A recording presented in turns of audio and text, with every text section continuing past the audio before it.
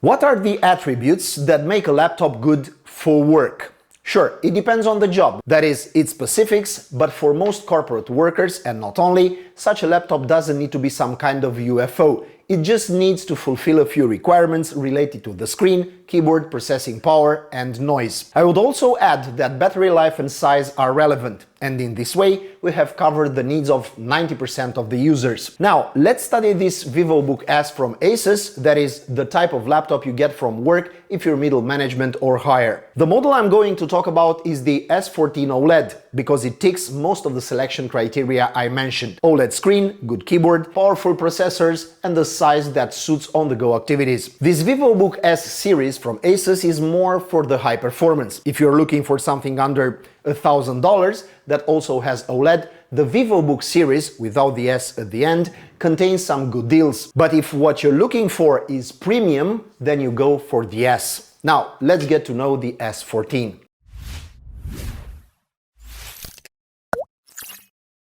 On the principle of form defines function, the VivoBook S14 OLED clearly looks like a work laptop for daily use. It has a simple shape without unnecessary design frills, and the thickness and weight are suitable, neither ultralight nor a fashion statement, but small enough to offer good portability. It weighs 1.5 kilos, an okay value for workaholics who carry their laptops home. The plastic of the case is of good quality without being at ZenBook level, and the version we received is the black one, Midnight Black, but there are also other versions like Cool Silver, Cream White and Solar Blue. There is no more white, blue, silver, just these pretentious shades. I also have to mention a less cool aspect, namely the fact that in the lid area, on the black version at least, fingerprints and grease quickly become visible and from certain angles look bad. The lid, since we were talking about it, has no extra design elements, apart from an area here that resembles a plaque, which has inscribed on it the name of the laptop series, along with a few motivational thoughts like go further and beyond or explore the possibilities.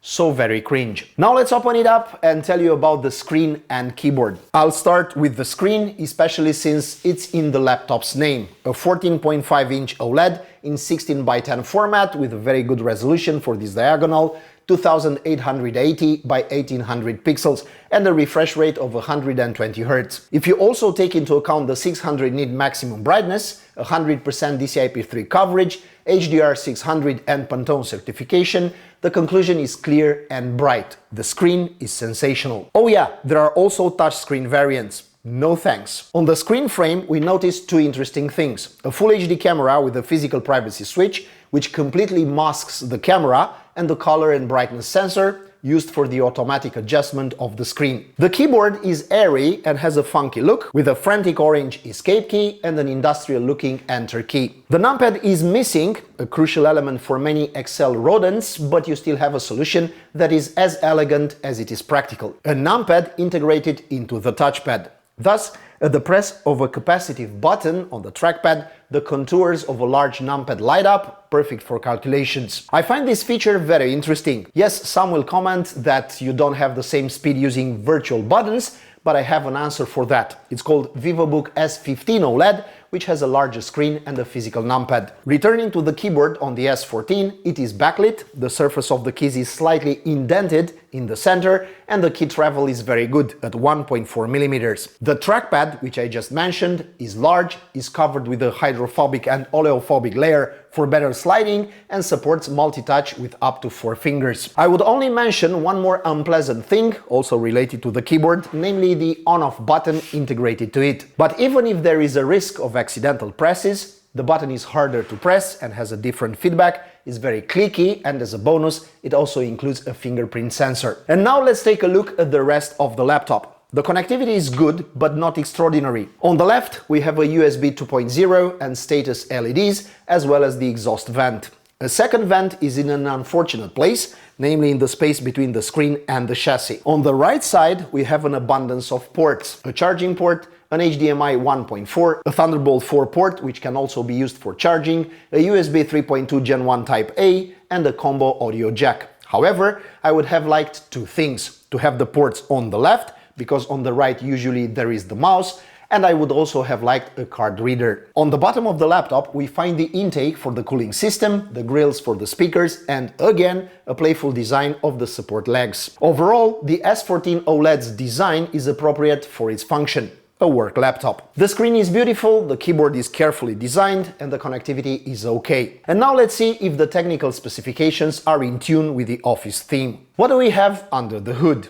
I will start with the processor for obvious reasons. This can be a Core i9 13900H, a Core i7 13700H, or Core i5 13500H. Obviously, the test specimen came with an i9 13900H, a monster CPU with 14 cores, of which 6 are performance cores. The processor is assisted by up to 16 GB of LPDDR5 RAM at 4800 MHz, which, unfortunately, are soldered onto the motherboard. The GPU is the integrated one, Iris Xe, but some models also come with Intel Arc A350M, a GPU which is still far from being a gaming one, but is far superior to an integrated one. Indeed, if we're talking about it, you can forget about gaming on this laptop. Yes, the processor is extremely powerful and the GPU could support an acceptable frame rate, but outside of esports or indie titles, I do not recommend this laptop for games. On the storage side, we have an SSD up to 1TB NVMe, and the wireless connectivity is Wi-Fi 6E and Bluetooth 5.2. Basically everything necessary in an office environment. The speakers are certified by Harman Kardon and Dolby Atmos compatible, so what else is there to say? Oh yeah,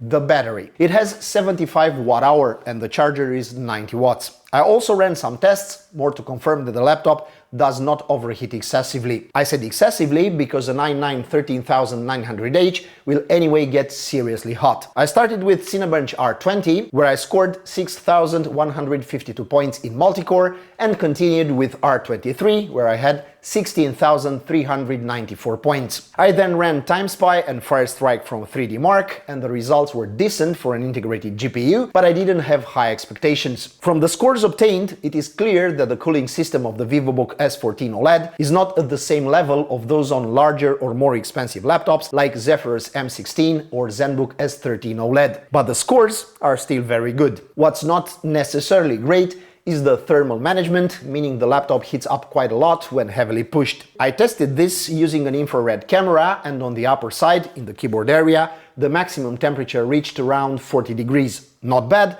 but on the back I exceeded 50 degrees Celsius in certain areas, which can be annoying when you work with the laptop in your lap. The processor in the tested version also reaches around 97 degrees in synthetics, but this is not unusual because today's laptop processors are designed to run very close to the maximum constructive temperature. In everyday life, expect temperatures in the 80-85 degrees Celsius range under load and between 40 and 55 in idle. And if you say cooling, you say noise, and in this chapter VivoBook S14 OLED stands well, and if you don't push it too hard, the fan noise is discreet. On performance mode though, cooling can become annoying, but that's only when the processor is loaded to the maximum for longer periods. Overall, VivoBook S14 OLED has good performance for a work laptop. If I were to give it a rating that also takes into account price, device purpose and test results, it would be 4 stars out of 5, as it has one of the most powerful laptop processors at this time, and the rest of the specifications are appropriate for what it's designed to do. I deducted points for a few oversights in ergonomics, as well as for the fact that it heats up quite a bit when seriously challenged. The battery doesn't last a full day unless you dim the screen brightness very low and use the laptop for light tasks. When the 13900H starts to unleash,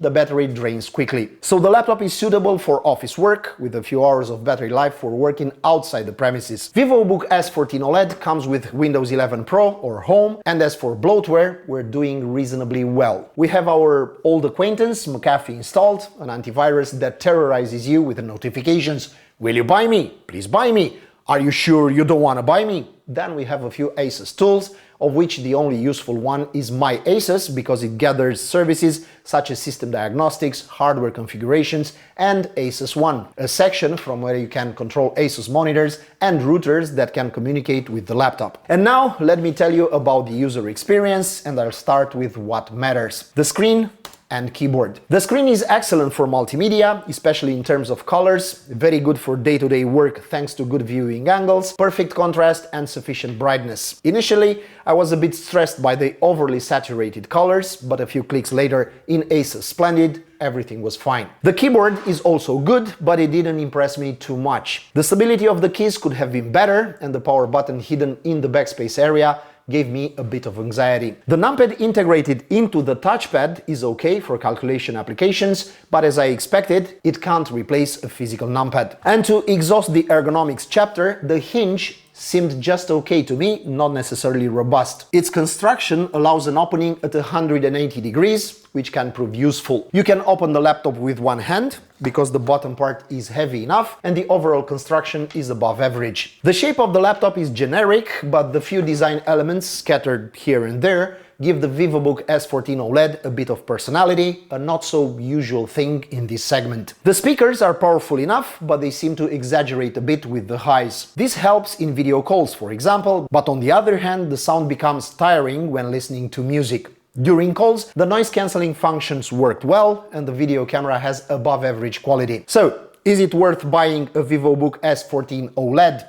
It's not cheap, especially since you find Asus laptops with OLED at just over half this price. However, the construction is better on this one and the processor is far above what you find on cheaper models. I would recommend it in a business environment. I don't recommend it for gaming, for obvious reasons, and for multimedia content it is excellent. And now tell me in the comments section, what do you think of the VivoBook S14 OLED? That was today's video and thanks for watching. If you liked it, don't hesitate to subscribe to our channel and press the notification button. Until next time, I wish you all the best.